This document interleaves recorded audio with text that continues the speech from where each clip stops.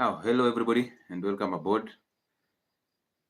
This is Dr. Lewis from the Health and Wellness Spot. Now, today we're going to talk about several issues about alcohol. That's our major line of concern. So, we're going to talk about alcohol and its effects in health. How much of alcohol should you take? How much is too much? And is wine good for the gut or for digestion? We're also going to talk about different effects of alcohol on different organs and the organ systems. And then severe alcoholism. I don't think we will tackle how to reverse alcohol dependence, because that's another topic on its own and you can handle it separately and independently. And then we're going to talk about hangovers. So what causes hangover? How can you get out of a hangover? And then the most important topic on this will be the drug interactions that happen as a result of alcohol. Have you ever been told that you should not take this drug with alcohol? Example is metronidazole, the one that is famously known as Flagyl. So why are you told not to take this drug with alcohol? Also, what are the other interactions of drugs or medicines or herbs with alcohol? And then we'll summarize with talking about alcohol consumption in our youth. What are the effects of this? So it's a larger topic today, and I hope by the end of this, our objective is that you get to learn from it, you get to benefit from it as we also benefit from you. So as we join in, thank you so much for coming along again today. Our live sessions are always interactive, and today I'll be asking questions along the way. So kindly sit down with a notebook and a pen and enjoy the video, learn from it, and then ask us those questions in the comment section. We will be in a position to reply. Okay, so thank you so much for this. Thank you so much for following us up. As we join in, let me bring in some people, and we hope that this live goes on well. So welcome aboard. Tag that person, tag that friend, tag that gentleman or lady who is always thinking about alcohol on Fridays, because again, we only have one day to Friday, and it becomes awesome when you make a sane decision to take alcohol when you have already the correct information. So yeah, as you join in, let me fix my YouTube.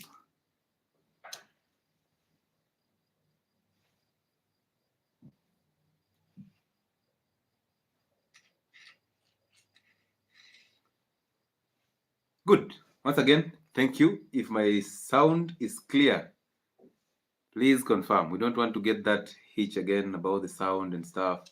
We just want to make sure that this comes out clearer to you and in the best way possible so that you can consume this. Believe me, this is a very awesome topic that is part of the drug abuse, and sometimes it's a recreational drug. Alcohol is a recreational drug, but that recreational mood brings us a lot of trouble. So we need to handle this once and for all. We need to make sane decisions as we go and indulge in our alcohol. We need to be clear about it so that, you just get the information. We are not here to victimize alcoholics. We are not here to mock anybody. We are here to provide sane and adequate information so that you can use that to make choices that are really positive for the sake of your health. And remember, this is a health-related channel. Our role here is to fix your health and also to bring information that bridges the gap between healthcare and the general public so that you get all the information that you require and you deserve. That's what I do for a living. Thank you so much for joining in. And alcohol, let me just go straight into it. Alcohol is, they call it a medicine, or I'll call it a drug because it behaves as so. And previously, alcohol was used as an anesthetic agent, so it was used as a drug. It is still actually being used up to now, but only that the changes have been made. And most of you know we used alcohol to sanitize our surfaces when COVID hit us hard at a percentage of 70%. We will also make you understand what does it mean that when that bottle of your favorite beer or your favorite wine is written on 6% W over W. What does that mean? Okay. So I think actually that will be an interactive question for us tonight. So meanwhile, let me say hi to some individuals on my YouTube channel as we start this. Welcome aboard, Claristina. Welcome aboard, Cecilia. Safi, as always, pleasure to have you around. Halima Hussein is in the building. Leila. Kekeli Kafui, as always, Kekeli is a pleasure. Peter Makumi. Joab Oboge. Claristina again, that one I've repeated it. Linda Muhonja. Susan Chepchumba. And then Priki. And Michael Kiondo. Is it Kiondo or Kyodo? I don't know. The pronunciations sometimes bring problems. Then Carol Jerry and Tattoos by D and S King. Welcome aboard. As we start this, I hope you get to enjoy it. I hope you get to learn something new from this. So alcohol has been a recreational drug for a long time. And believe me, most of the times when you talk about alcohol, of course, you get to offend a lot of people because most of us have been victims of recreational alcohol. We use it for recreational purposes. And as already mentioned, we have also used alcohol as a medicine. Okay, there was a time that overdose of alcohol was being used as an anesthetic. So we've improved so much from that because you used to give somebody alcohol until they black out, and once they black out, you can perform a surgery on them. And then if they happen to wake up within the surgery, it's either blow on the head so that they go back into sleeping, or you add the dose of alcohol. And alcohol is also used as an antidote to alcohol poisoning. So, for example, when I'm talking about alcohol, I'm talking about ethanol. Okay, ethanol. There's another alcohol that is called methanol. So if you see anything that ends with the word OL, with the letters O and L, all, that's an alcohol. Okay, so methanol is another type of alcohol that is very toxic and very dangerous to your system. But when you have toxification, or you've ingested a lot of methanol, and you need to recover from that, what happens in the hospital is you're supposed to be given ethanol so that they compete for the same receptors. And when they compete for the same receptors, ethanol is faster on this, has higher affinity for those receptors. Therefore, it will bind to those receptors and block out methanol. So you start to survive. So it's easy to manage when you are blocking the attachment of that methanol on those receptors. But that is not important. I just want to be, I don't want to be too deep into medicine. I want to be shallow, for the lack of a better word, so that all of us get to understand this and make it even more interesting.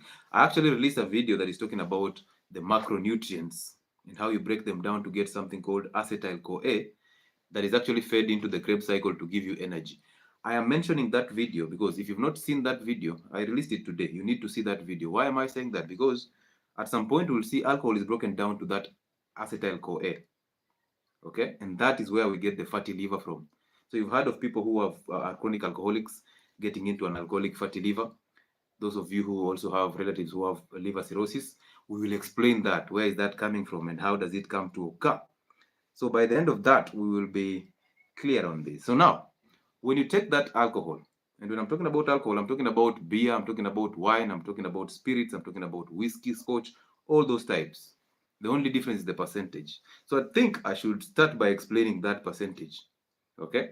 For the attentive students, listen to this and then answer the question that will come at the end of this.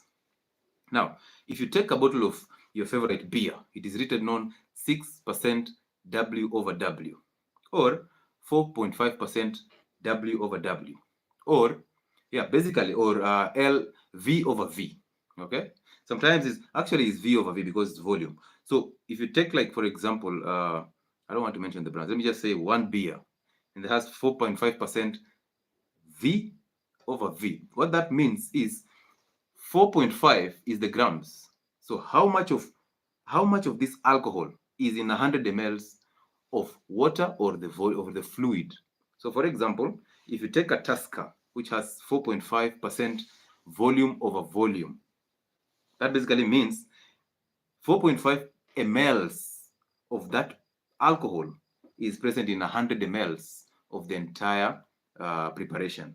So which basically means, and I want you to calculate this. So if it is saying 4.5% volume over volume, so if you see V, that's volume, which means 4.5 mLs or milliliters in 100 mLs of that product.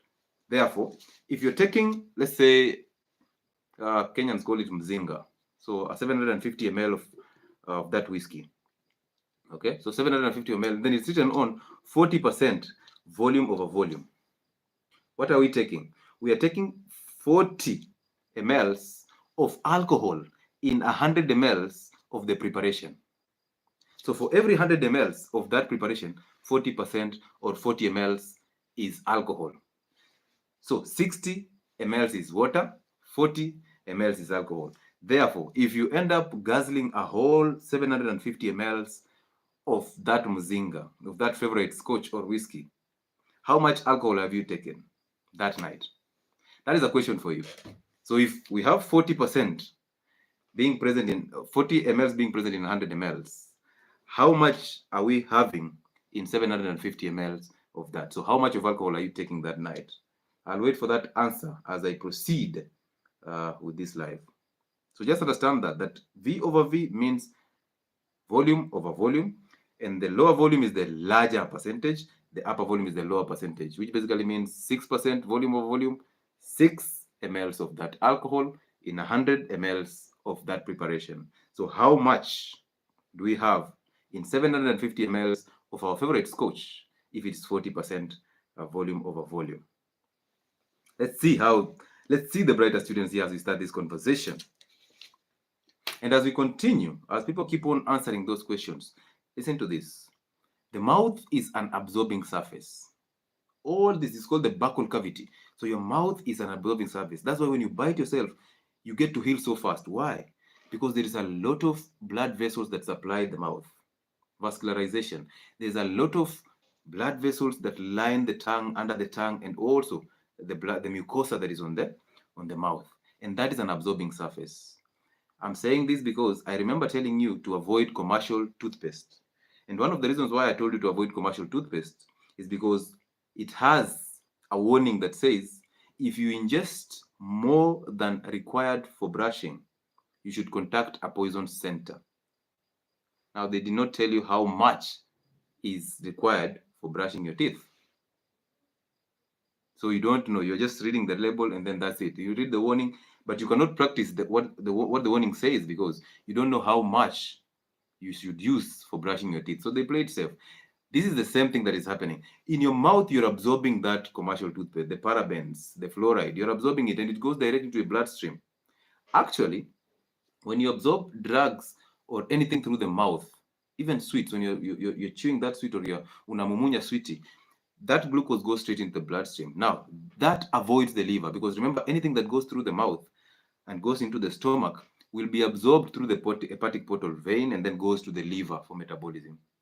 But you can avoid the liver by taking foods or stuff through the rectum, through IV injections, through the intramuscular injection. So when you're injected on your buttocks, on your arm, or on your thigh, that preparation evades the liver. So it will not be metabolized by the liver, which tells you the higher concentration of this preparation will be in blood as compared to what you take through the mouth. So now, alcohol can be absorbed through the mouth, the buccal cavity, and then it goes into the bloodstream directly, and now it's in circulation. So it avoids the liver. The one that you've absorbed through the mouth avoids the liver. So I'm saying 300. People are saying 300. So before we even proceed, let's just do this. We are saying 40% is in 100 mLs. So what we are doing is just multiplying 40 by 7.5. That's the answer, because now if you're taking a whole 750 mLs of that alcohol, you now know how much of it have you taken and how much water have you taken. And that water will go out through urine. That alcohol will affect every single organ in your system, apart from the bones and the fat cells, because those are where alcohol, those are only organs that, or only cells that the alcohol does not affect. But every other organ is affected by alcohol. So alcohol sometimes behaves like TB, because TB affects most of the organs in your system, including the nails.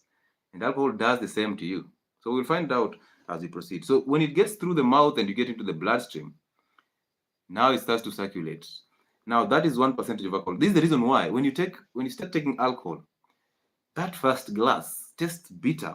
Let's say for like whiskey or scotch or vodka, the first shot tastes so bitter, but it gives you some form of thrill. Okay, and then from the second one onwards, we are good to go. The night is now okay. So that first thrill, that first rush It's an alcohol rush, just like a sugar rush. That first alcohol rush is because you've absorbed it through the mouth.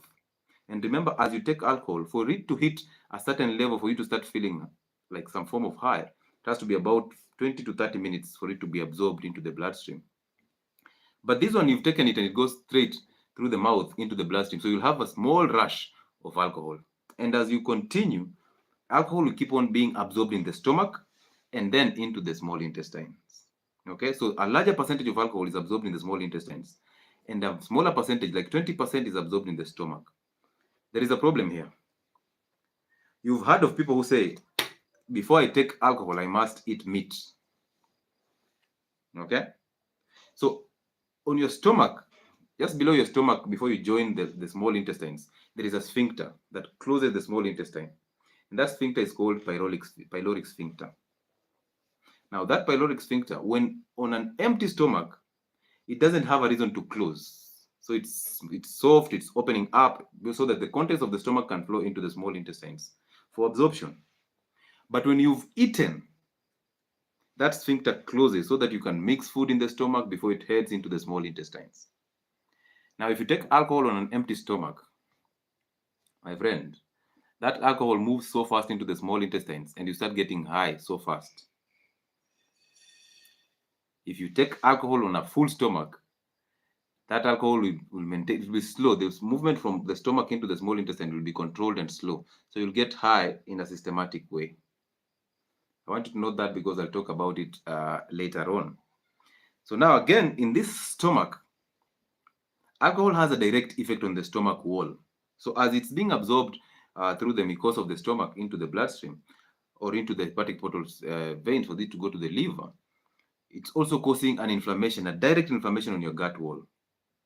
So alcohol can actually mess up your gut wall completely.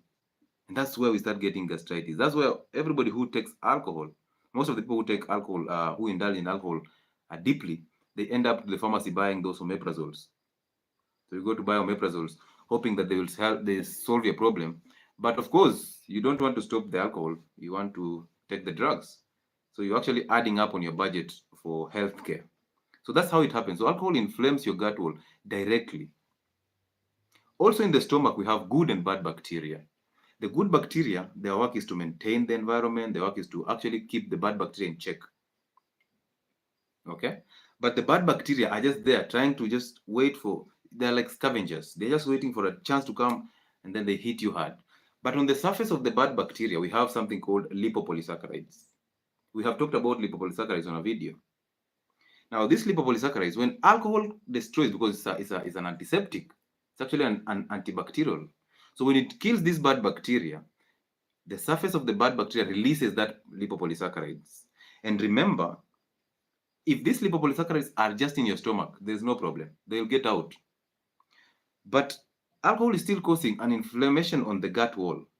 So what does that mean? It is actually exposing your stomach content to the immune system and to the bloodstream, because the stomach is lined by blood vessels and the stomach is lined also by the lymphatic system that hosts the immune cells. So now you have taken your alcohol, you're messing up your gut wall, and then you're killing the bacteria that have lipopolysaccharides on their cell membrane or cell wall, sorry. Now, these lipopolysaccharides will get access into the bloodstream, and we discussed a whole 30 minutes of the lipopolysaccharides and how they affect your health in general. Number one being, they'll go and bind to LDL, and then they are spread into the system. And what are they causing in the system? They are causing systemic inflammation.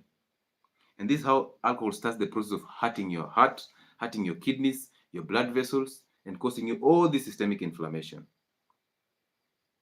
So you can check out that video about lipopolysaccharides and you'll enjoy it. You'll understand a lot about it. So that is in the stomach. Now, in the stomach, we have an enzyme that is called alcohol dehydrogenase, AD. Alcohol dehydrogenase is one of the enzymes that breaks down alcohol. And as we go towards the liver, we will talk about how alcohol is broken down in different channels to affect the same liver.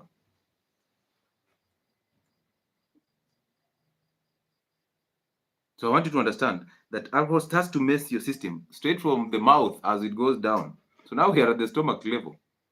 We have caused inflammation. We have caused an influx of lipopolysaccharides in our system. We are now hurting the system indirectly through the lipopolysaccharides.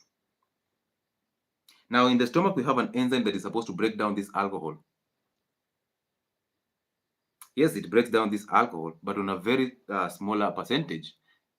The larger enzyme, the larger concentration of the enzyme is in the liver. So now most of this alcohol is moving into the small intestines. And as it moves into the small intestines, remember, when you eat meat without and then you drink alcohol, those of you who say, lazima nikule nyama ndo ni enjoy pombe yangu. So if you take that meat, that's a protein diet. Remember, this meat requires a high concentrated stomach acid for you to break it down into smaller portions so that you can absorb them, so that the pancreas can even break it more into the smallest portion, which is the amino acids, for you to absorb it into the bloodstream. But alcohol is messing up your stomach environment, affecting the acidity of the stomach. Therefore, even the digestion of that meat that you just eaten will become a problem. That's why you start belching. That's why you start getting protein indigestion. That's why somebody will tell you they did not eat, but when they drink that alcohol and then they puke, they are puking, they are vomiting things that they say they did not eat. Because there's no digestion, so there is indigestion, there is bloating. And now you're loading in alcohol, you're even messing the stomach environment more. So there'll be problems, your body will react. So now we've moved from the stomach into the small intestines. That's where we are absorbing much of it. Now remember this, women get drunk faster than men. Why? Because an average man and an average woman weighing the same, who have the same body weight and this same height, basically most genetics are equal. The woman has more body fat than the man, because women have higher percentage of body fat than men. Now, this amount of body fat actually reduces the amount of blood volume. That's why men have higher blood volume. So this is one reason why women will get drunk faster than men. This is why it will get messy. Because they have a lower volume of blood, and therefore the concentration of alcohol that is getting into their system is up. So the lower the volume of blood, the higher the concentration. Even if they're absorbing the same amount of alcohol, the man has higher volume of blood, therefore the concentration of alcohol in blood will be lower as compared to the woman. Now, women, if you're intending to drink with a man, you've seen what is happening in Kenya. Women getting slaughtered all through. If you're intending to drink with a man, let that man be your man. Take that and sink it in. If you're intending to take alcohol to go on a drinking spree with a man, you will definitely get drunk quicker than him or before him. So this is where men start taking advantage of women. And men, if you're intending to drink with a group of women, make sure you know them. Why? Because of the issue of mchele. We'll talk about it when we'll talk about drug interactions. What is this mchele? How does it work? How do people get alcohol poisoning? How do people get intoxicated through alcohol? And then everything is stolen. And then you can't even remember. So it traps off your memory. So now as you absorb that alcohol in the small intestine, it goes into the portal vein and is carried all the way to the liver.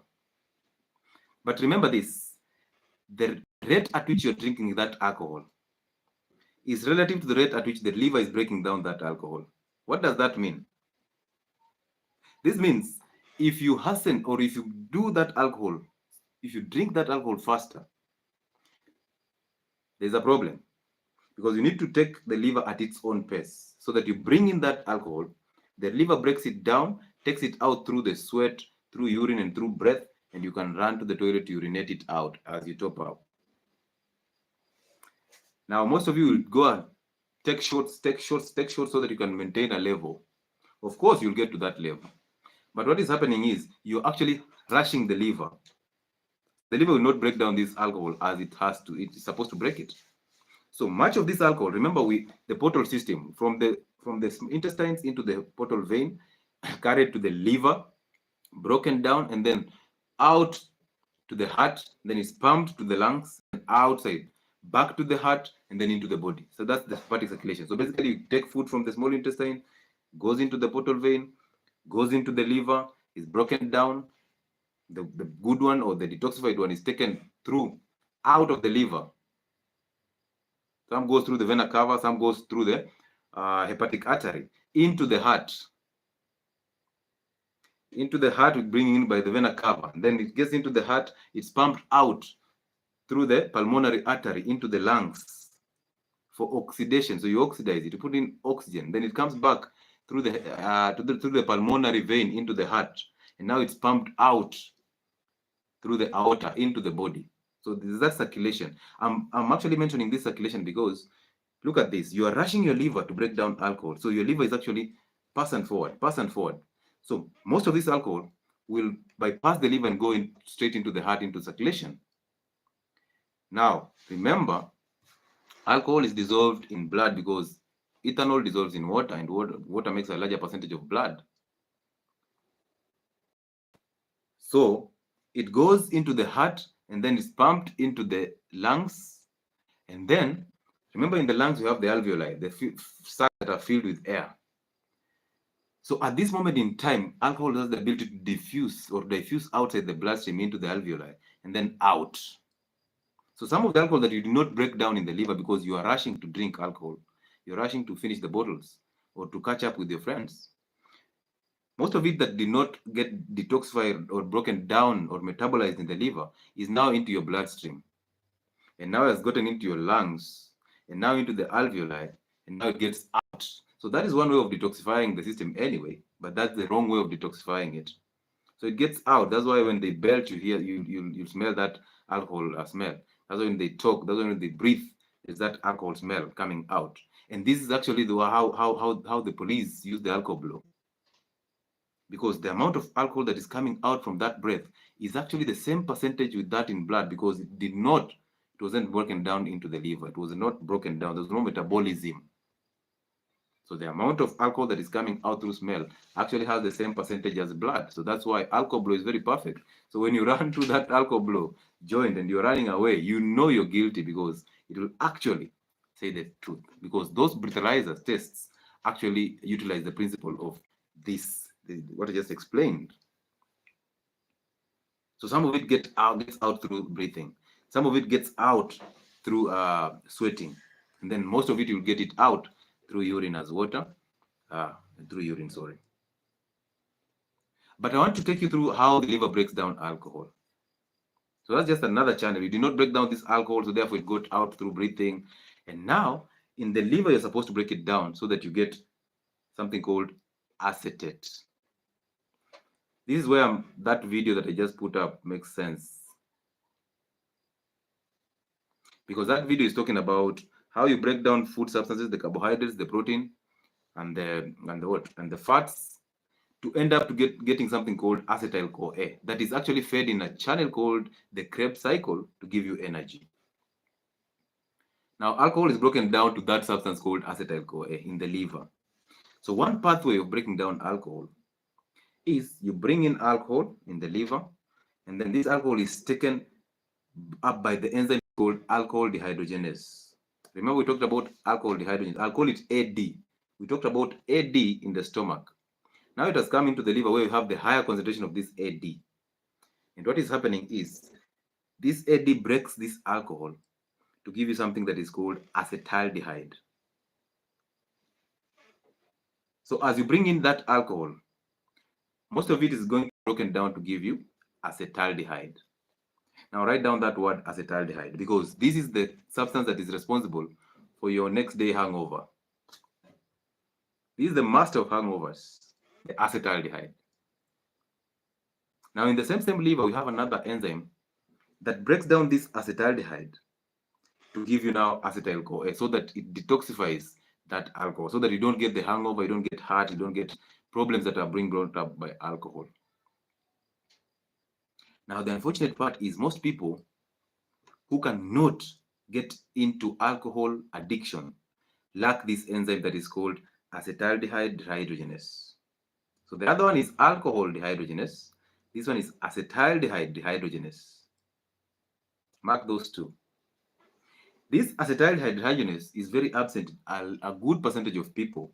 So those people who never get to addiction of alcohol actually lack this enzyme. So genetically, they don't have this enzyme. Therefore, the slightest amount of alcohol that they take, even if it's a tot, they will experience the highest amount of side effects. The rashes, the hot flashes, the vomiting, the nausea, the muscle weaknesses, the lack of sleep, the low concentration, the memory loss. And when they experience this, they will never go back to alcohol. This literally explains why some of you can tolerate alcohol and some of you cannot tolerate alcohol. This actually explains why you have friends who got into alcoholism so fast, and you have other friends who have been taking alcohol, but they have never gotten into alcoholism. So you start asking yourself, why is it that there are certain people who cannot, actually, why is it that we have these alcoholics, yet I have been taking alcohol for the longest period of time and I've never gotten into addiction? This explains it. Tolerance. If you have high amount of acetaldehyde dehydrogenase, you'll metabolize alcohol faster, so you'll get the acetyl-CoA. But this does not mean you are safe. So don't be lied to that just because you can tolerate alcohol, you're safe. Remember, the end product of this alcohol is you're going to form acetyl-CoA. So that acetyl-CoA can either be taken to the Krebs cycle to give you energy, but that will happen if at all you do not consume food. But since most of you eat a lot of carbohydrates, most of you eat a lot of bad foods, and then you're already straining your system, so the system does not see the reason why it should break this acetyl-CoA to give you energy. The system changed this acetyl-CoA into fats, because fats or triglycerides are actually made from acetyl-CoA. So yes, this pathway is going to help you detoxify alcohol, but this is the same pathway that is going to get you into a fatty liver. Sorry about that.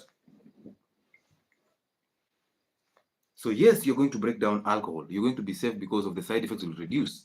But slow but surely, you're going to get acetyl-CoA being converted to triglycerides, which are actually blood fats. And now these fats have to be accumulated in the liver. But the liver does not like storing fats.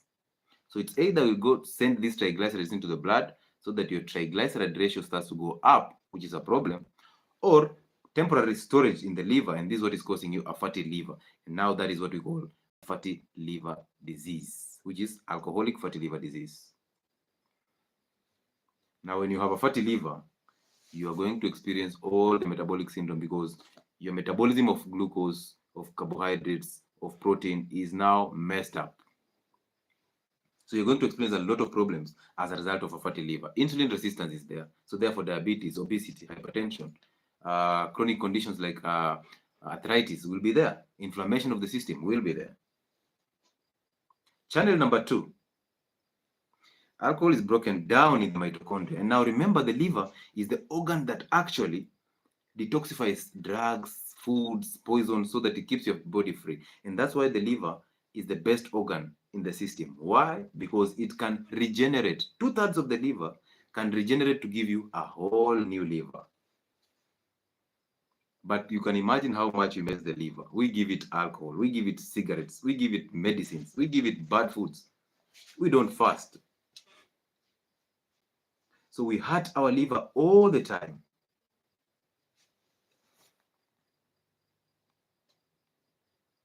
So as you hurt your liver through all these food substances and the poisons that you're feeding it, the liver is still lenient. It can still rejuvenate. But remember this, the body has an internal way of recovering.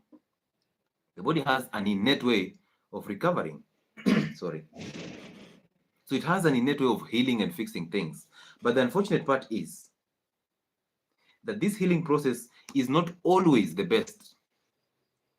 Because like for the heart, if you have an ailing heart and then you try to fix it through the innate system of healing, what happens to that heart is there will be scarring, because the end result of healing is scarring.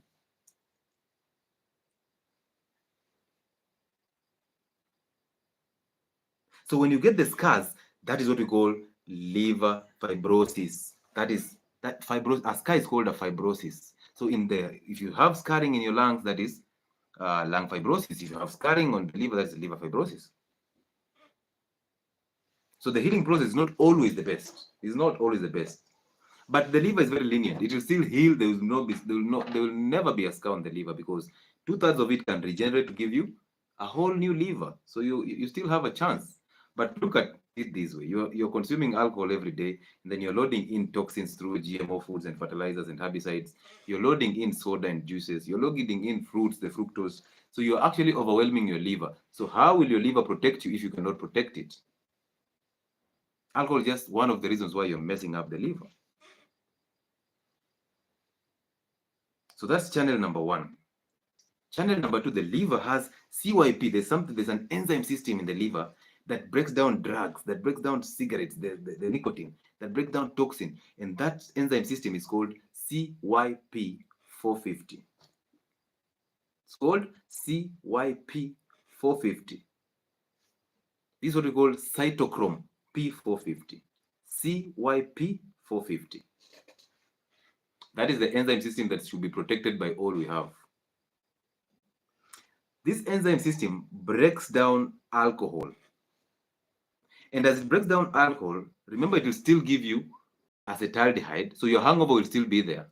So this is an alternative pathway to break down alcohol.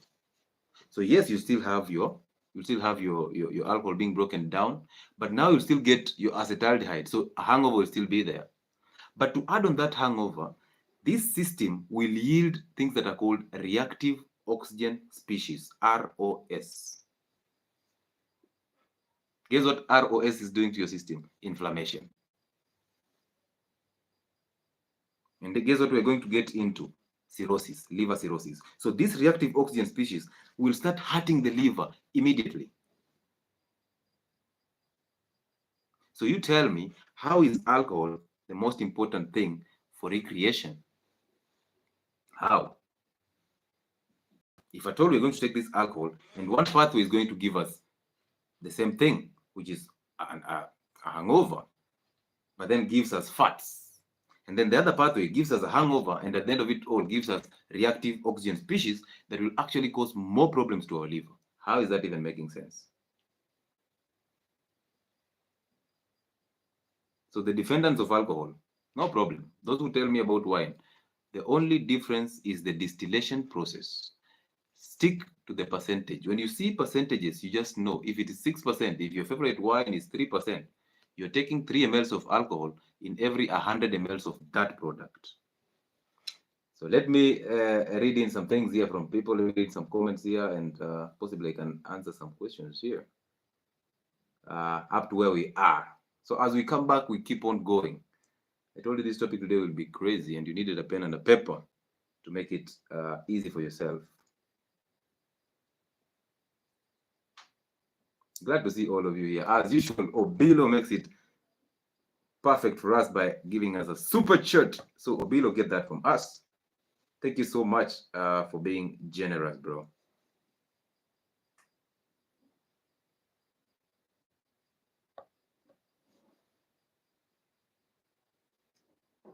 This is amazing. This is amazing. Abdulaziz Opinion says, hello, hoes, on transit and locked in. As always, Abdulaziz, we hope that you get to where you're going safely, and I hope you did not take any any bit of alcohol.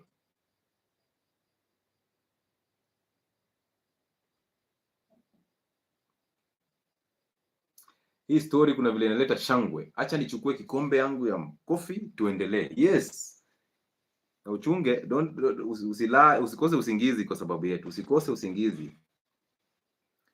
Please talk about yellow eyes and bilirubin. I'll talk about that. I think I'll talk about that as I continue. I'll be reminded to talk about that. Good. So far, so good. People on TikTok, are you following? Are we together? So now you have broken down your alcohol. Now, how do you get into these problems? Number one, remember you started getting a rush immediately after you took your first thought. You got that rush in the system. And then now you're breaking this alcohol faster and getting these metabolites in the system. You're going to... I've never understood why. You can take a bottle of beer, but you urinate a lot of urine more than the beer that you just took. How does that happen? Maybe somebody can share the insights about that. How is it possible that you can take one bottle of beer and then urinate two bottles, two bottles of beer? What happens to the system?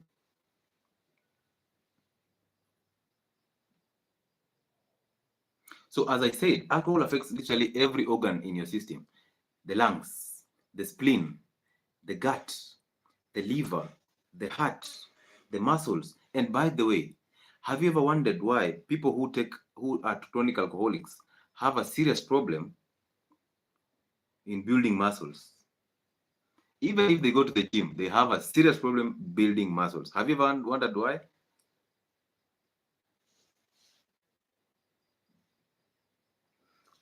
This is a good one. Academic consultants. Is it a pious academic consultants? Can alcohol be used to cut weight? Like salsa, you take it concentrated and on an empty stomach. Listen, my friend, the reality is that choice lies with you. You are the one who will make that choice. However, why would you lose weight and then get a fatty liver? Why would you try to lose weight and then get gastritis? Why would you try to lose weight and then get your pancreas hurt when alcohol directly hurts the pancreas? And when you hurt the pancreas, the result will be you cannot control blood sugars. You cannot carry out digestion because the pancreas is the only organ that can carry out the entire process of digestion single-handedly. So it has lipases to break down lipids. It has proteases to break down proteins. It has amylases to break down carbohydrates. It produces bicarbonates to neutralize the stomach acid that is coming into the small intestines. It comes out that it joins the bile duct to mix pancreatic juice with the bile juice so that it can help you emulsify fat and break down fat so that you can absorb it. And through absorbing that fat, you can absorb vitamin A, D, E, and K, which are fat-soluble vitamins. So why would you prefer that way of losing weight? So that next time you come in, we are busy handling diabetes. Now you have a diarrhea, which basically is full of fat. Now you have chronic constipation because no digestion and there's a lot of bloating. Now you have a fatty liver. So why would you use that way to lose weight? So the answer is no, you cannot use alcohol to lose weight. Just the same way, a lot of people tell you that alcohol or whiskey heals, what is it called? Typhoid and brucellosis. I had a friend who was literally an alcoholic. And then when he tried to quit, of course, his network told him, hey, bro, why did you quit alcohol? We have money here. So, by the way, the network that you have is the one that actually gets you into alcohol. Most of you don't drink because you love alcohol. You just drink because your friends have some coins during the weekend. So, this gentleman quit alcohol and then he suffered the symptoms of alcohol withdrawal. So, he got so sick and weak. And these guys were busy telling him because, of course, after taking him to hospital, he was confirmed to have typhoid. As usual, the Widal test will always turn positive. So they did a Widal test and it turned positive, as we never expected that. Never. No one expected that Widal would turn positive, of course. If you've never seen that clip, that video that I posted about Widal test and the Physiological test, how there are scams in the system, please find it and watch it. There are scams of the year. Widal test will always turn positive.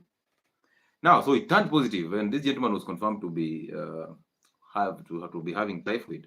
So these guys came in and told him, "Hey, bro, you quit alcohol. That's the reason why you got this typhoid. So let's go and just take some tots of changa and see how this disappeared." And unfortunately, up to now, that's how he went back to being an alcoholic. And yeah, so don't be lied to, okay? Don't be lied to.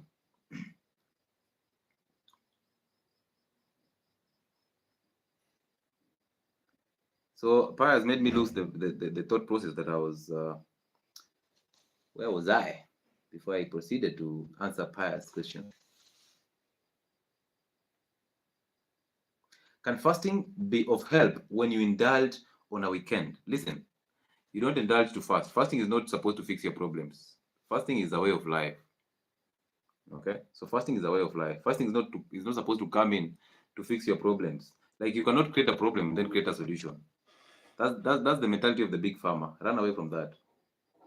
Because that looks like a mindset of somebody who wants to drink a day after tomorrow and then fast on Sunday or on Monday.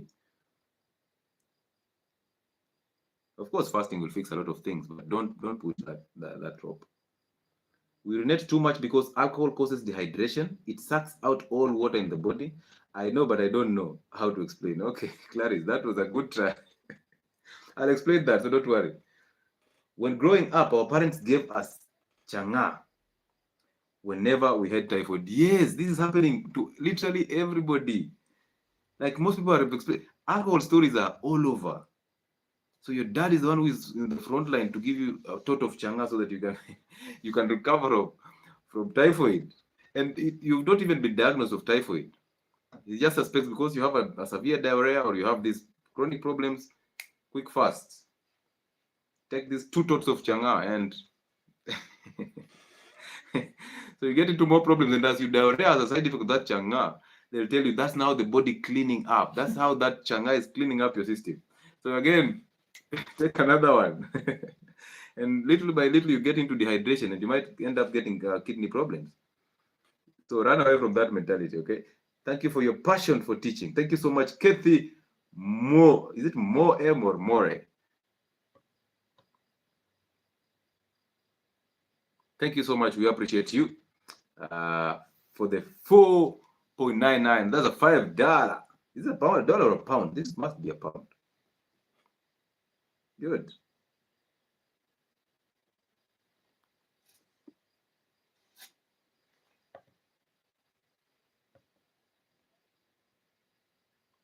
All right, let's continue. So now, there was somebody where that question or that answer that I gave to Pius actually made me lose my thought process. Or something I was talking about. Yeah, so I was talking about how the alcohol affects literally every organ: the heart, the spleen, the liver, the kidneys, the pancreas. And when you get to the pancreas level, that's where the problems come in. Then you get to the liver, that's where another problem comes in. So you'd rather protect the liver and the pancreas because these are the ones that will help you in digestion and metabolism and detoxifying the system. So alcohol messes those organs directly. Now, if you're a diabetic patient and you're taking alcohol and at the same time you're taking diabetes drugs, those drugs are going to hurt your pancreas and alcohol is going to hurt your pancreas. So your diabetes is here to stay. You're also going to get into a fatty liver, and you know very well that a diabetic person and an obese person, of course, a fatty liver is playing the major role. So therefore, your diabetes is here to stay. It's going nowhere. So alcohol at lower doses is a stimulant.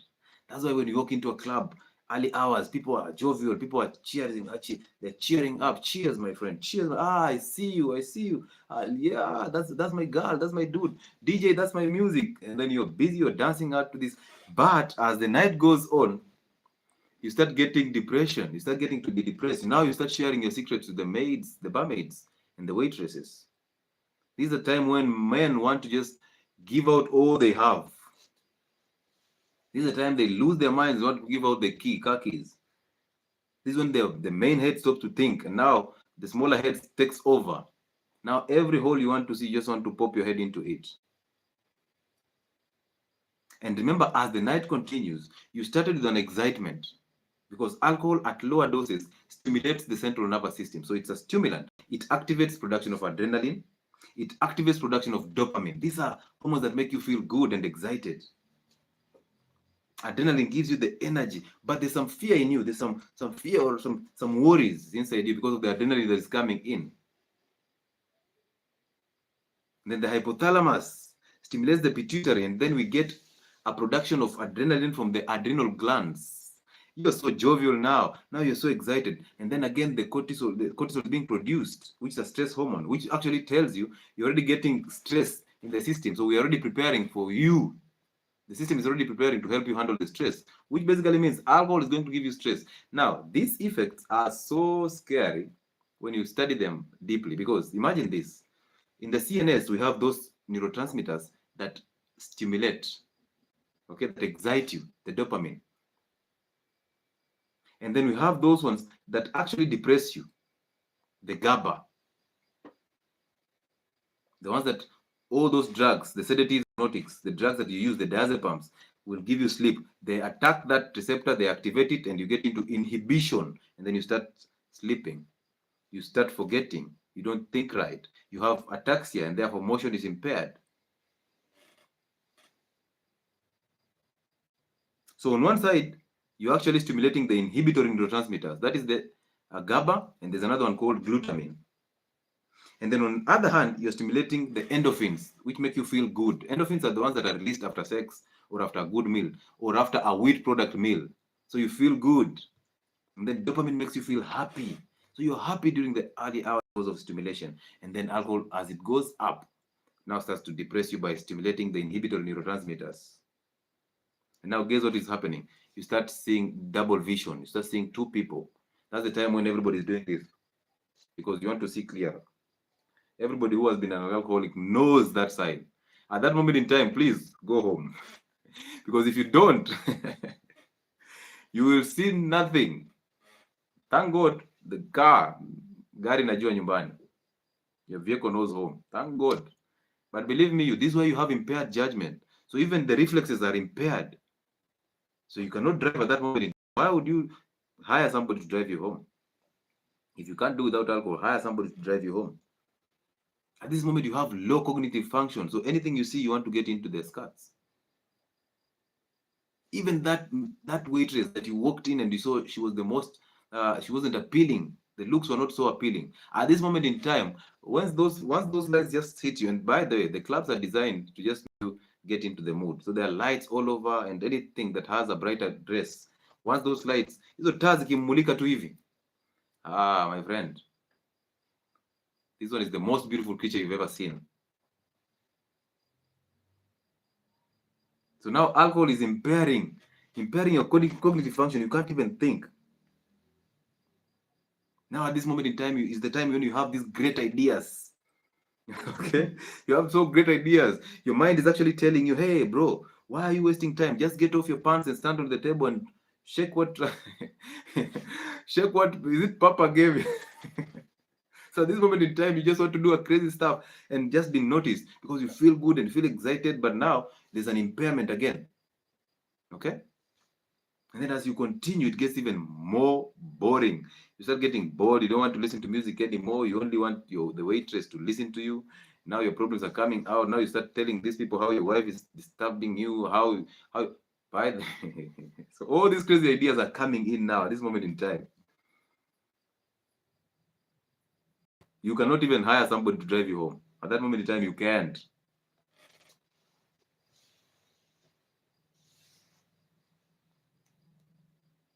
So one thing that is happening at this moment in time, your adrenal glands are producing cortisol to just help you recover from the stress. They're also producing noradrenaline. So you're so worried. There's a lot of confusion. You want to fight, yes, but you want to flight at the same time. This is where anything that is on the table, even those bottles, you'll throw them out because you're afraid that you'll be beaten. So you'll throw a bottle at somebody and you get into more trouble. And then that adrenal gland also, now I'm answering that question of going to the toilet and urinating more than you're drinking. This adrenal gland starts to produce a hormone. Actually, its function is to produce a hormone that actually regulates your blood pressure. That hormone is called aldosterone. So that when you have high blood pressure, it causes excretion of sodium and water. So the blood volume falls and blood pressure falls. That is what is happening to your adrenal glands. Number two, you're producing something that is called the antidiuretic hormone. And you're minimizing the production of this hormone because this hormone, it's work from the word antidiuretic. It actually inhibits diuresis. So antidiuretic. Diuresis means urination. So it blocks you from urinating. On normal basis, antidiuretic blocks you from urinating. But alcohol causes a sluggish or a slow production of that hormone. So what is happening? You're getting out everything. You're getting out water. You're getting out literally every water in the system is coming out. And through that, you're also getting out electrolytes, the potassium, the sodiums. That's how you get into dehydration. And that's where the headache is coming from. So not only are you being dehydrated because of loss of water, you're also getting into electrolyte deficiencies. So your brain is being altered. Your heart, the heart rate goes down because potassium is getting out. Your heart rate goes down, but you're so nervous. So hypotension is coming in, and you know already how to handle hypotension. Now that's a serious problem. That's another one. So as you try to enjoy your alcohol, just understand that there's a lot of problems that are coming with this alcohol. So alcohol, 1, reactive oxygen species that hurt your liver directly. 2, a fatty liver through what? Conversion of acetyl-CoA into fats and the triglycerides. And number 3, the lipopolysaccharides that we just mentioned that happen in the gut are now coming in and they're hurting your system in general. So they're causing inflammation. So you guess what? The liver is getting inflammation, the system is getting inflamed, the liver is getting hurt by the reactive oxygen species, the liver is getting fatty. So how will you recover? How will you recover from these chronic conditions? With alcohol. How can you recover from diabetes with alcohol killing your pancreas, the major organ that maintains blood sugars? How will you lose weight when you're taking alcohol and alcohol gives you a fatty liver, which basically is insulin resistance, and therefore you keep on adding weight? That is obesity. And then for men, beer is highly estrogenic. Please note this. Beer is highly estrogenic, which means beer turns men into women. You will start growing man boobs. Your voice will start thinning. Erectile dysfunction is coming in, and most of you say that when I take some type of alcohol, some type of beer, that's when I get the motivation to have sex. Now that's just a mental game. You don't even have that erection. What you have is you're trying to just use alcohol to help you recover from what you lost already. How does hypoglycemia come about? Good question. Now, alcohol depletes glucose stores in the liver because the liver is actually using that because there's a lot of energy that's involved in breaking down alcohol. So you end up utilizing a lot of glucose through this process.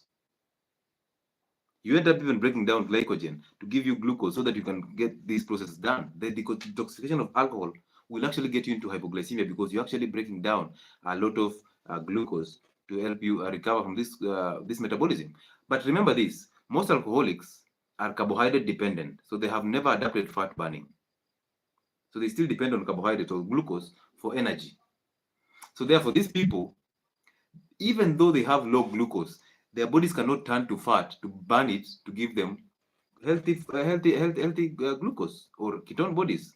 But again, if you're alcoholic, you've messed up the pH of the blood. If you get the ketone bodies, that will be a serious problem. So those people who will survive are the only people who have adapted to burning fat to get glucose or ketone bodies. But those who are still carbohydrate dependent, where alcoholics fall, that's a problem. As I explained that also, let me explain this, that somebody who has been taking alcohol for the longest period of time has some form of tolerance. Therefore, they'll take some longer period before they get drunk. Not unless you've been using those changa and stuff. So they'll take a longer period before they get drunk.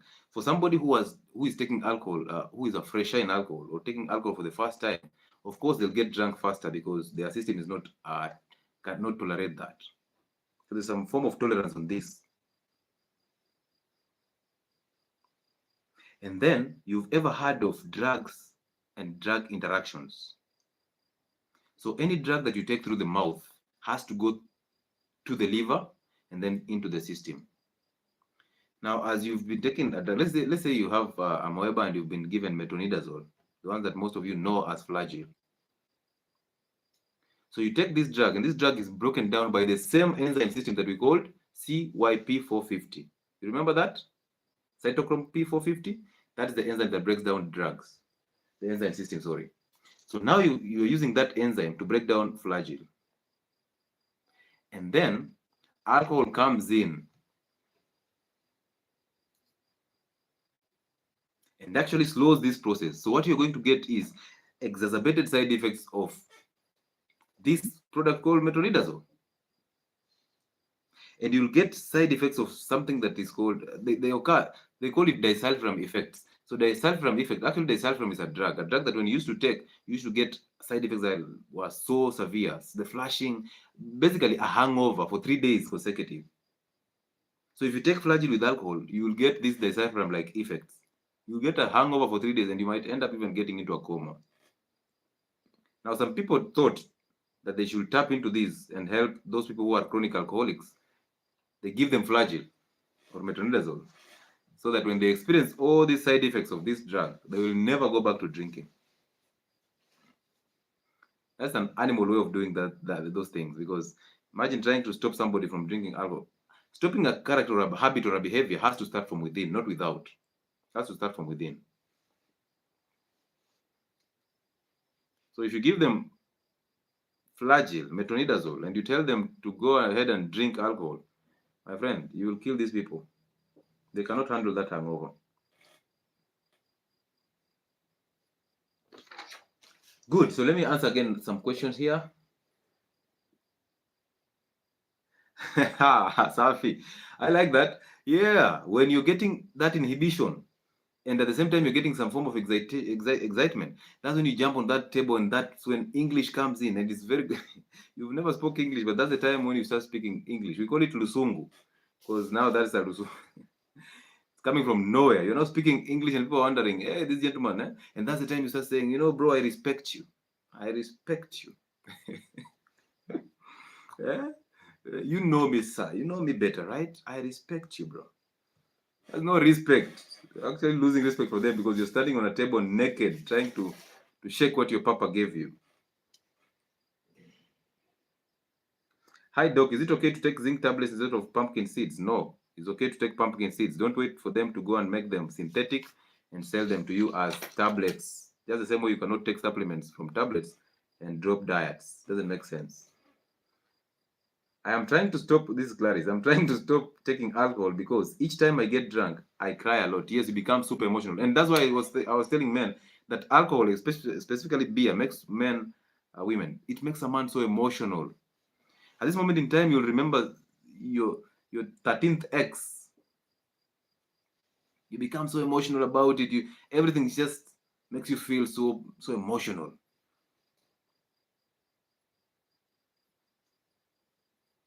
Sometimes this is a time when you had money stored in the socks. You knew I'm going to drink 3,000 shillings this night, but I'll have 200 shillings for my fare in my socks. This is the time that 200 shillings comes out. And there are people who are known who will go to drink. They have left money at home. They'll go drink when they get drunk. They will take a motorbike or a cab or drive even home, go back to their their savings and take that money and go back to the club and drink it all. Then tomorrow they're wondering, how is it that my storage doesn't have money? Let me answer some few questions, then I talk about something called mchele. Hello, Doc. Now for us, Bakiga in Uganda, we have a local porridge made up of sorghum. Sometimes when you take it's alcohol, and it's a local one. What do you advise on this local sorghum porridge? This is what we call busa in Kenya. I think so. This is busa in Kenya. Now listen, alcohol is alcohol regardless of the concentration, regardless of how it's been fermented. Okay? So you'll realize if you go into the science of alcohol, there is no excitement to the cells. Alcohol does not excite cells. There's nothing. It's just a recreational thing that we've made. Okay? So yeah, avoid it. Doc, how did you know all this? Is the part you say double vision? Believe me, most of us have been through these things. I don't think. I'm just speaking things that are there, and yes, from experience also. Okay. Yeah, I didn't just wake up one day and started leading a healthy life. No, I went through some type of process. I told you I was an addict of soda, the Coca-Cola. I used to drink a lot of this stuff some time back. Then I put up so much weight, and I was blaming other things, not me. Like, why am I this way? It's not me. This must be God trying to punish me for something I did not do. My ancestors' mistakes. You will always blame something. You not take responsibility.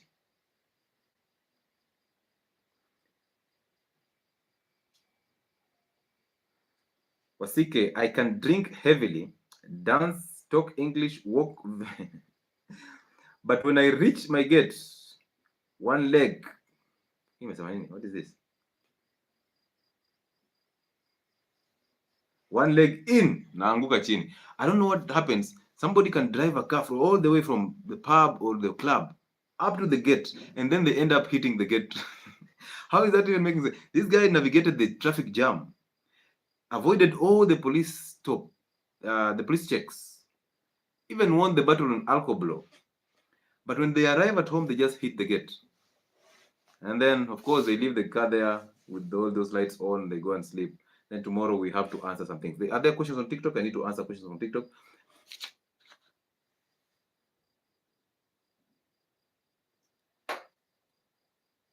Now, when you're having a hangover, the worst thing you can do is to go ahead and take paracetamol. Most of you love taking a paracetamol. I don't want to mention the brands because, again, but most of you go ahead and take paracetamol to ease the headache that you got because of a hangover. Now, just remember this, that already the alcohol has messed up your liver, and paracetamol is one of the drugs that actually causes hepatotoxicity, causes a liver problem. So it's toxic to the liver. But most of you pop paracetamol every day, every time, in form of maramoja, in form of sonamoja, in form of Panadol Advance, all those. You pop them every other time and you think that this headache has to disappear because this is how I do it. Listen, medicines are not groundnuts. That headache is a symptom of something. Fix what is causing that headache. Stop focusing on the headache. If it's lack of sleep, sleep.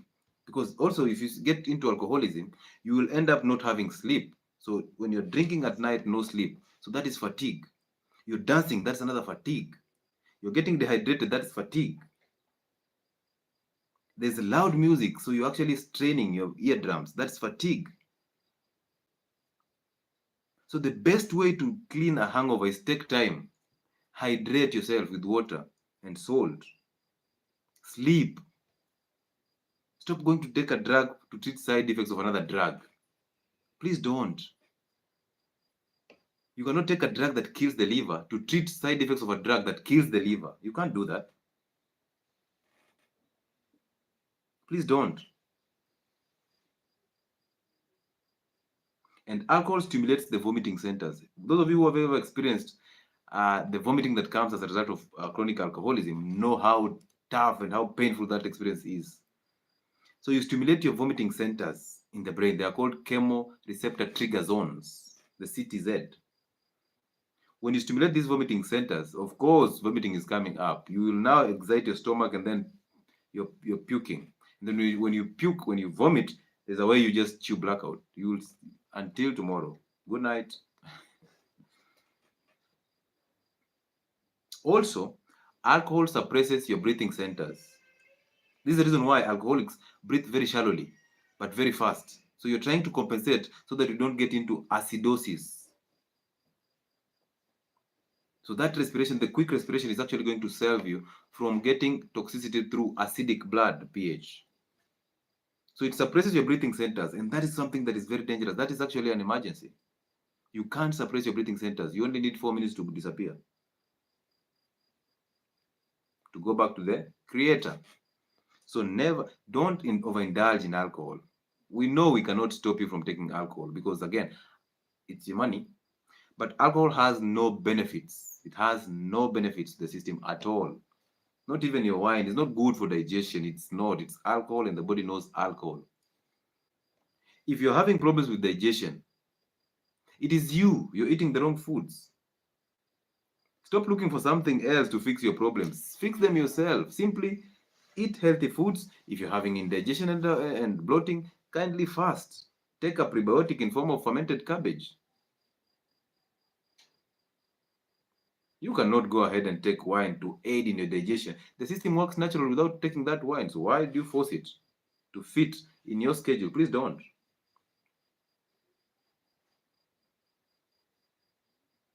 Most of you try to heal a hangover through coffee, but at this moment in time, you don't even have appetite because appetite has been suppressed by alcoholism. So you try to take coffee. You want to take something that will stimulate your system. Some of you even go back to drinking and say, "Tumeenda kutoa lock." Listen, you will drink yourself to death, and the companies for alcohol will still be there. Back in the 60s, I think Guinness was being sold at 3 shillings. I don't know how much it is now, but I'm sure it's not 3 shillings. How much is Guinness though? Those of you who know it, those of you. So there was a time it was sold at 3 shillings. And at that moment in time, we still had alcoholics. Now it's being sold at how much? I don't know.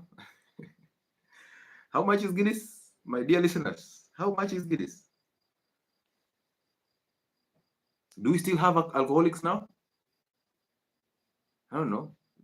Has it become so expensive that we don't have alcoholics? I guess we still have alcoholics. That's why you have all these irresponsible driving and accidents. That's why you have all these gender violence cases. That's why you have all these emotional men, because alcohol turns men into women. So you'll have high estrogen, therefore man boobs, therefore hips and buttocks, therefore very narrow voice. Therefore you not take responsibility, you keep on blaming people for your own problems.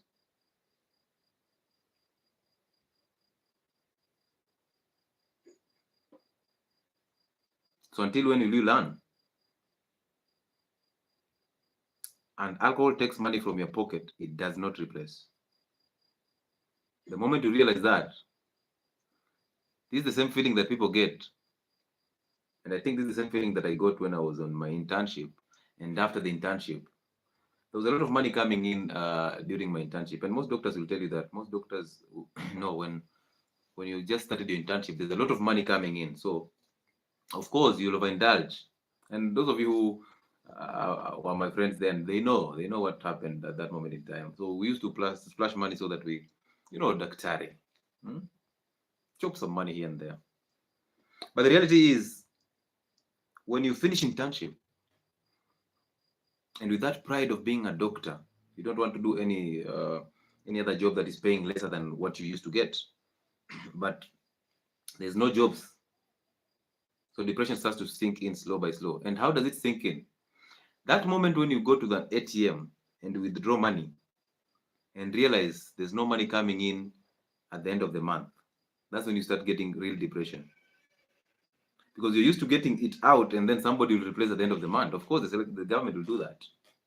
But now you're getting it out and then nothing is coming in. That is the time you start realizing, I really messed up. But thank God for a man, that's an awakening call. Hebu ongelea story ya maji na salt on headaches, please. Yes, headaches are because of dehydration and you've lost a lot of water through urination. You've also lost a lot of sodium. Salt has sodium. Okay, be it Himalayan, be it table salt, be it Celtic salt, or whatever salt you want to use. Just add a pinch of salt in your drinking water for adequate rehydration, because when you absorb sodium, water will follow. So you'll absorb 80% of that. And those people who have tried to take water plus salt, they know that they will not visit the loo frequently, because you've absorbed much of that water and you become hydrated. That's good for your skin, that's good for your headaches. So they just disappear. And most of you like shortcuts. When you have that headache, you go buy a painkiller. Stop doing that. If you have that headache, simply take water plus salt and wait and take a rest. See how that headache disappears. So don't be that person who fixes everything through drugs. There's no pill for every ill. Don't be that person for taking a pill for every pill that you have. Okay? So now, as I finish this up, let me talk about a drug that is called mchele. In Kenya, it's famously known as mchele. Those of you who are outside Kenya, you might not know this, but you'll know it as a drug that is used to poison. Is it poison or is it intoxicate men when they are drunk? And then, of course, there are these people called the slave queens who totally want to make a living out of a man who is drunk. So what they do is they use a drug that is called Flunitrazepam. I think it was banned in Kenya by the Pharmacy and Poisons Board, but it's still being sold actively. So actively sold in Isli. It's called Rohypnol. Those of you who don't know it, it's called Rohypnol. It's like actually the rice grain. Kenya, they call it mchele because of that shape. It looks like a rice grain. And it's highly soluble in alcohol. This is a drug that is in the same group as diazepam. But diazepam is not soluble. So therefore, they use this one because this one is the most soluble one. So guess what? Number one, that drug will suppress your breathing centers. And alcohol is also suppressing your breathing center. So that is double tragedy. Number two, that drug works in synergy with alcohol, which means if you take that drug and you take alcohol, the effects of an alcoholic will be double because this drug is also getting a form of alcoholism. So it actually stimulates or activates or doubles the effects of alcohol. And then the worst part of it, that's why it's called the rep drug. The worst part about this drug is it causes something that is called retrograde amnesia or selective amnesia, which basically means from the time that drug gets into the system until it's out of the system, you will remember nothing. That's why it was used for rape, because these ladies or these victims will never remember anything. This is why it's used in house parties, in campus parties. And ladies in campus, take care of yourselves, because when you go into those house parties, what they do is nowadays they extract bang through seed oil. So they fry bang seeds and bang leaves and those stems in seed oils. And that's an extraction process. And then they sieve it, and then they use that oil to make popcorn. So you walk into a party, you say, no, me, I don't drink. Or, I have friends who will take care of me. By the way, this live is so interesting. Why don't you just press that like button? It's very mean of you to be here aligning a lot of information and you don't press that like button. Kindly press that like button so that you can continue and so that this reaches a lot of people. Thank you so much for pressing that like button. And if you've not subscribed, do the honors and subscribe on our channel. That will make us feel perfect. If you're on TikTok watching this content and enjoying it, why don't you give us a like? Why don't you raise those likes to 100,000? Why don't you give us that gift so that we get to give you more information, because it's a motivation way of doing these things. So now it has blocked, it has actually raised your alcoholic levels because it actually activates the alcoholic effects of alcohol. So you get more drunk, you get your respiration being suppressed, so you just want to get onto that bed and sleep. You don't care about anything else, and then you lose memory selectively. So this drug called Michele is very dangerous because once they just throw one piece in that glass of alcohol, it's a problem. So if you're in a club and you're drinking, don't leave a bottle open. Don't leave alcohol in a glass, not unless you have people you trust around you. And by the way, you cannot trust anybody when people start getting drunk. So simply finish your glass of alcohol before going to the toilet. Simply don't allow the waiter to open that bottle top before you're there. Don't let that bottle remain open on that table as you go to urinate. You will come back to a shock of the ear. You will give out your PIN without even remembering, and everything will disappear. And the worst part is you'll not remember it. Ever. You'll never remember it. So this is a very dangerous drug, but it's still in the market. It's called Rohypnol. It's called Michele. But the scientific name for this drug is Flunitrazepam. Okay? So if you're one of my listeners and one who watches my content, and you're one person who has that in your house, please don't do that. That's a serious one. So yeah, I think that makes it good for us. So avoid alcohol. As a recap, why are we avoiding alcohol? Because number one, you don't want gastritis. Number two, you don't want pancreatitis. Number three, you don't want inflammation in the system. Number four, you don't want a fatty liver. You don't want liver cirrhosis. You don't want insulin resistance. You don't want brain damage. Can you imagine all that? You don't want dehydration, and therefore you don't want heart attack. You don't want to kill your kidneys also. You don't want hypertension. So alcohol is linked to this. And by the way, you might think that I'm taking very minimal doses every day. That's a problem. If at all you have enough of the acetaldehyde dehydrogenase enzyme, good for you. But if you don't, you will suffer the consequences. So alcohol has, and by the way, there's a lot of products that have alcohol.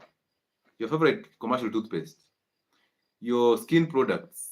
Look at your body lotion and your spray, your perfume. They have alcohol. Alcohol is a preservative. Therefore, in most foods, processed foods, alcohol is present. So at least read the ingredients. You'll see the alcohol. You'll see the parabens. You'll see the sodium lauryl sulfates. Once you start being keen on the labels, nothing can take advantage of you, okay? Good. Please comment on Lagactil to help with withdrawal, please. Lagactil, that's a trade name. That's a trade name. Give us a good name for that. Is Lagactil the same as CPZ or something? Chlorpromazine. Kindly give us the name. Let me just find it out. Because I think Lagactil is a trade name for some antipsychotic drug. Yes, it's chlorpromazine. I knew it. So Lagactil is actually a first generation antipsychotic. Please, antipsychotics already have the largest amount of side effects. So why would you use it for withdrawal? If you want to get from withdrawal of alcohol, please seek appropriate help. Okay, don't rush to just start taking any drug because they said that. Because remember, most of these antipsychotics, they don't even help those who are psychotic. They don't. But the side effects of these are weight gains. The side effects of these are sometimes they just have locked jaws. The ABCDs. A for what? Anorexia. B for blood vision. C for constipation. D for even diarrhea and severe diarrhea for that matter.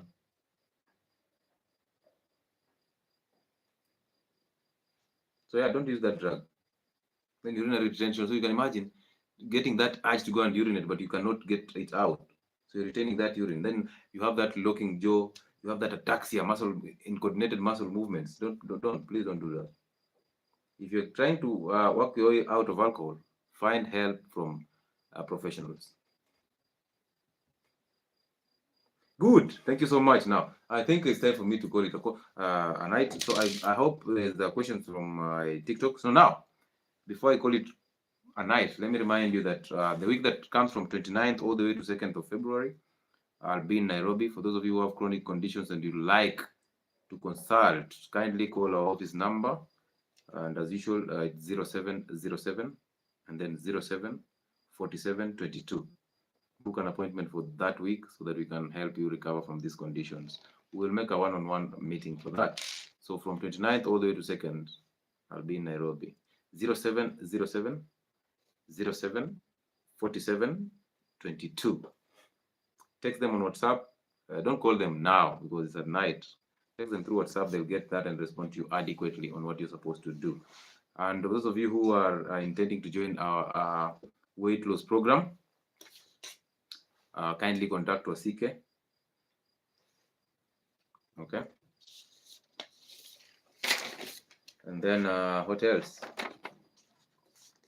Yeah, so soon also bring in merchandise, the fermented cabbage, the t-shirts, the caps, the bands, all these things, the branded cups, all this will come in sometime from now. So kindly support us through that. Support us also by joining our memberships on YouTube. Those of you who want to join our CK, this contacts for CK for the weight loss program that's also starting on 29th. I think by 28th, on 25th is the deadline for payments. So if you will not have joined in by 25th, then of course you can't blame us for that.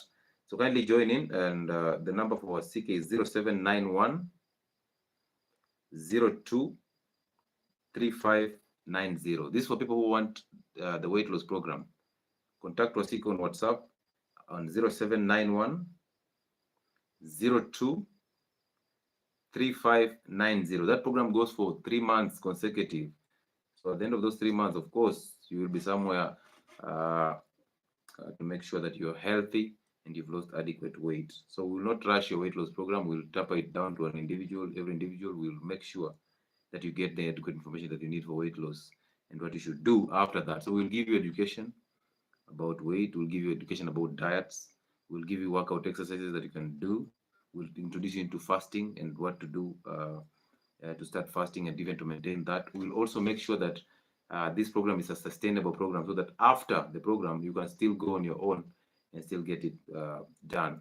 Unlike the other programs where you just walk in and they give you all the information, and then after that, when you walk out, it's up to you. No, we'll not do that. We'll also do follow-ups after that so that we make sure you're still on track. So 0791 02 3590. That's for Seeker's number. Contact him on WhatsApp. And for those of you who want to book an appointment for December, for this month on 29th to 2nd of February, 0707 07 4722. So always, it's a pleasure having you. Thank you so much, Clarice, for reminding me this. I almost skipped the bilirubin and the jaundice thing. Now, alcohol destroys your liver, right? That one we have agreed. So when you have a fatty liver, you will definitely impair the liver's metabolism of some components in your system. Now, the liver breaks down, even the spleen breaks down red blood cells. So those red blood cells that have survived for more than 120 days, because the lifespan of red blood cells is 120 days. Those are 3 months. So after 3 months, these red blood cells have to be destroyed. So where are they going to? When you destroy it, you produce the heme. Okay, so we have the heme and the iron. So red blood cells, they have hemoglobin. So the globin part is the protein, the heme part is the iron plus other compounds. So now you need to detoxify that. And when you detoxify that, some of it will yield something called bilirubin. And the liver's function is to actually break down bilirubin. But you have a fatty liver because of alcohol. So you'll end up being unable to break down bilirubin. And some of this bilirubin is actually the one that gets out through feces. So now, since you're not able to break down this bilirubin, some of it will be reabsorbed back into the bloodstream. And then into the bloodstream, since it has that yellow color, the blood flows all the way to the skin and the eyes. And then you start getting those yellow eyes and the yellow skin. That is what we call the jaundice, the hepatic jaundice. So how do you treat that? Of course, there are ways to treat that, but the major way of do that is to kill the fatty liver, to actually clear the fats in the liver so that the liver rejuvenates and gets back to its function. And how do you do that? Drop the inflammatory foods, the seed oils, the wheat products, and the sugar. Once you do that, start fasting, start a zero carbohydrate diet, okay? And then combine that with exercise. The liver will rejuvenate and then metabolism will ensue, okay? And there are some drugs that actually can cause you jaundice. But for babies, there's that we call the neonatal jaundice. This is actually a child having high bilirubin in the system, in the liver, because it's not functional yet. So it cannot break down that bilirubin. So what happens? They are given a drug, possibly an anticonvulsant like phenytoin, that will activate the CYP450, that enzyme system, to break down bilirubin faster so that it clears it from the system. Some are given the phototherapy, so they're exposed to some intensity of light that will actually clear that bilirubin in their system. So that's how it happens. So thank you so much. I hope most of you have learned something from here. I appreciate you for coming through. As usual, I hope I did not disappoint. This was a very interesting live, and it's a topic that most of us have gone through, if not going through at this moment in time. If not, one of your relatives or friends is going through. So be quick to share this live on them so that they can learn something from it. Thank you so much for joining us this night. And as usual, we'll see you on Friday at the same time with a topic that we'll tell you to discuss. And I appreciate that you've been here, you've taken your time to stick around for all this time. Thank you so much for being supportive. If you're not on my YouTube, go there and watch that video about diets. It's very good for you. It will help you get the understanding about diets. So it was just released today, so go there and watch it. And keep supporting us through joining our memberships. Also support us through M-Pesa number. You can use those 2 numbers that I just pointed to you. Or you can use our till number that is on our banner on the YouTube and also on all our social media platforms. You can also support us by subscribing and liking our videos and even watching those videos and sharing them to your relatives and your friends and your social media platforms. Until Friday, this is Dr. Lewis from Health and Wellness Sport. Have a good night.